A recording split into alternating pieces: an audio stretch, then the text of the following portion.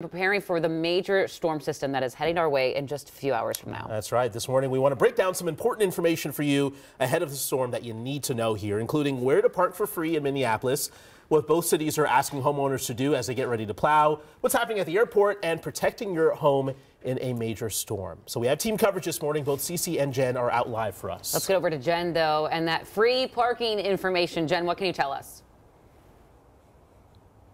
Yeah, so this ramp behind me right here, this is one of the 5 places that the city has opened up for free parking so people can get their vehicles off the street so those plows can get through. This is the Vineland ramp. It's right underneath the Walker Arts Center. We're going to put up a map right now showing all 5 locations. We just mentioned the Vineland ramp, now open.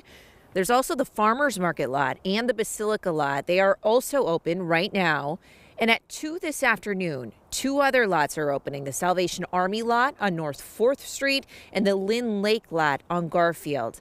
We're told people can park there through Tuesday.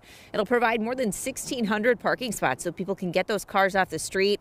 And people here in Minneapolis have already been dealing with single-sided parking still in place from our last storm. So definitely needed for them to get those vehicles off the street. In St. Paul, by the way, no plans yet for any sort of free parking spaces for people to get their vehicles off the street. But the city did say during one of our recent warm-ups, they used graders to get the roads a little bit wider. So they're thinking maybe it won't be as much as a problem for those plows to get through. However, they are asking people, hey, help out where you can. Do you have open space in your driveway? Let your neighbor park there just to get as many vehicles off the street as you can.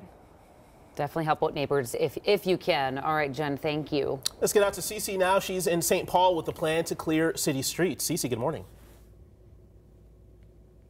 Good morning. I mean, we all remember last month's storm and how really residential streets here in St. Paul really took a beating. But city leaders say, hey, we've learned our lesson from that. We've learned. And so now they've taken steps before the storm in preparation for this week's storm to really widen streets, as Jen just mentioned. But you can even see here where we are, streets are looking pretty good. So that will help residential streetwise. But St. Paul is also making sure every available driver, whether that's a driver for a heavy plow or a pickup truck, is available when needed.